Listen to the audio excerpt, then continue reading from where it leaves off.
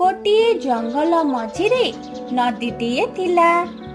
ସେହି ନଦୀରେ ବହୁତ ମାଛ ଓ କଇଁଛ ରହୁଥିଲେ।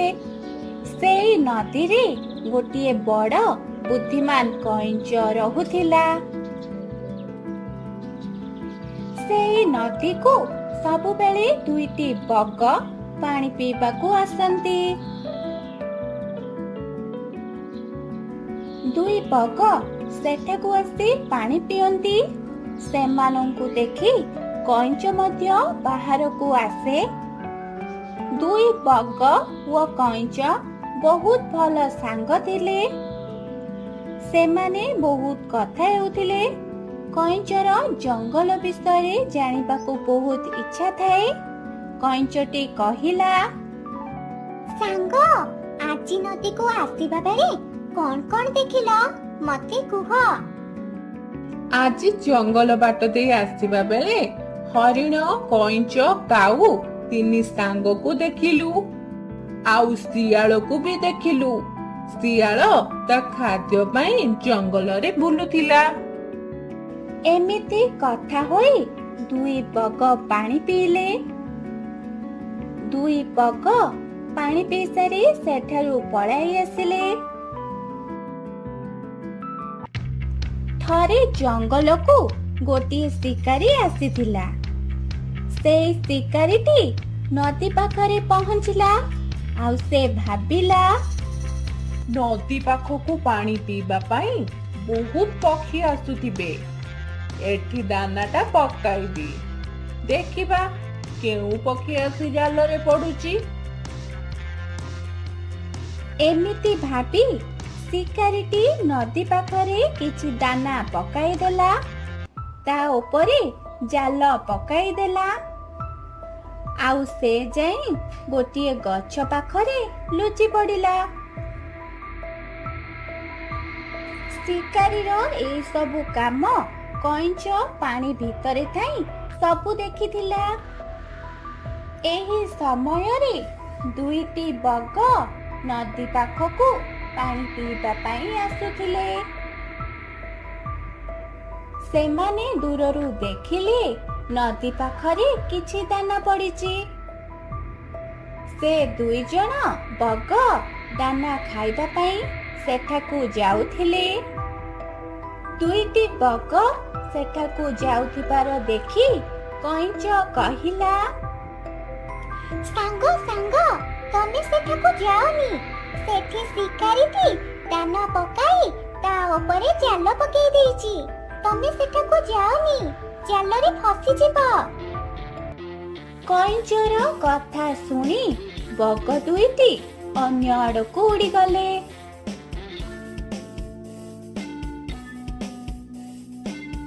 ଶିକାରୀଟି ଏସବୁ ଦେଖି ଦୁଃଖିତ ହେଲା। ଆଉ ସେ କଇଁଛ ଉପରେ ବହୁତ ରାଗିଲା। ଆଉ କହିଲା, ଏଇ କଇଁଛ ପାଇଁ ଦୁଇଟି ବଗ ଉଡ଼ିଗଲେ। ଆଜି ଆକୁ ମୁଁ ଛାଡ଼ିବିନି। ଆଜି ଆକୁ ଧରି ମୋ ଘରକୁ ନେବି। ଶିକାରୀ ଆସୁଥିବାର ଦେଖି କଇଁଛ ବି ପାଣି ଭିତରକୁ ପଳାଇଲା। ଶିକାରୀଟି ଆଉ କଇଁଛକୁ ଧରି ପାରିଲା ନାହିଁ। ଦୁଃଖ ତ ମୋ ଭାଗ୍ୟରେ ଲେଖା। ଆଉ ଏମିତି କହି ଶିକାରୀଟି ଜଙ୍ଗଲର ଅନ୍ୟ ଆଡ଼କୁ ପଳାଇଲା। ତା ପରଦିନ ଦୁଇଟି ବଗ କଇଁଛକୁ ଧନ୍ୟବାଦ ଜଣାଇବା ପାଇଁ ଆଉ ସେଠାକୁ ପାଣି ପିଇବା ପାଇଁ ଆସିଲେ। ଦୁଇଟି ବଗ ଆସି ପଥର ଉପରେ ବସିଲେ।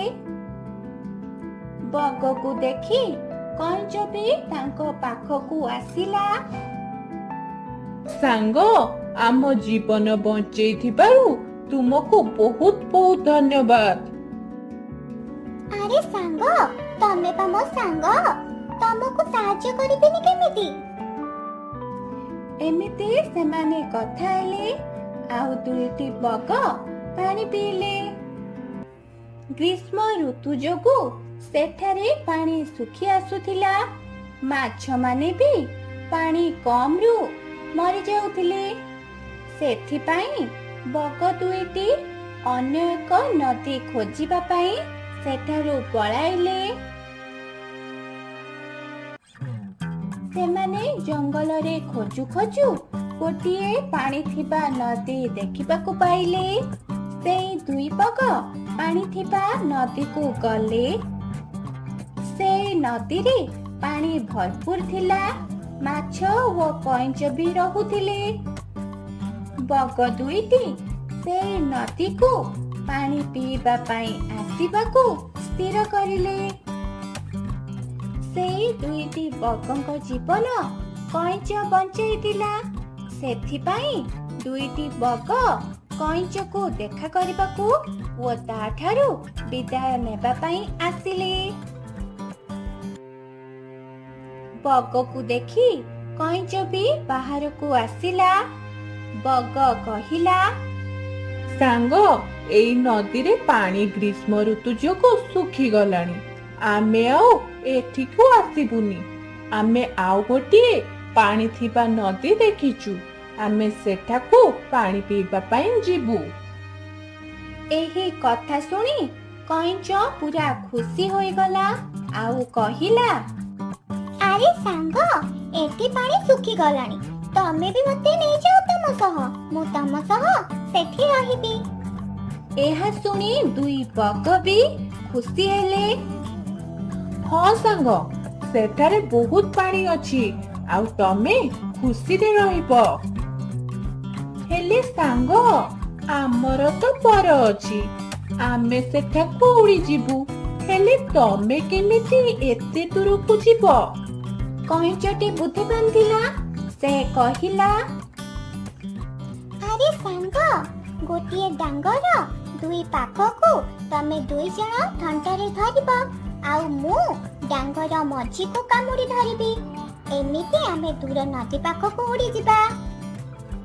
କଇଁଛଟି ବହୁତ ଖୁସି ହୋଇଯାଇଥିଲା ଆଉ ସେ ବାଟରେ ଗଲାବେଳେ ଜଙ୍ଗଲର ଦୃଶ୍ୟ ଦେଖିବା ପାଇଁ ବହୁତ ଉତ୍ସାହିତ ଥିଲା। ଆରେ ସାଙ୍ଗ, ଭଲ ଉପାୟଟେ କହିଲ। ଗୋଟିଏ ଡାଙ୍ଗର ଦୁଇ ପାଖକୁ ଦୁଇ ବଗ ଧରିଲେ ଆଉ କଇଁଛ ଡାଙ୍ଗର ମଝିକୁ କାମୁଡ଼ି ଧରିଲା। ବଗ ଦୁଇଟି ଆକାଶକୁ ଉଡ଼ିଗଲେ। ସେମାନେ ଜଙ୍ଗଲ ମଝି ଦେଇ ଉଡ଼ି ଯାଉଥିବା ବେଳେ ଜଙ୍ଗଲର ପଶୁମାନେ ଏହି ଦୃଶ୍ୟ ଦେଖିଲେ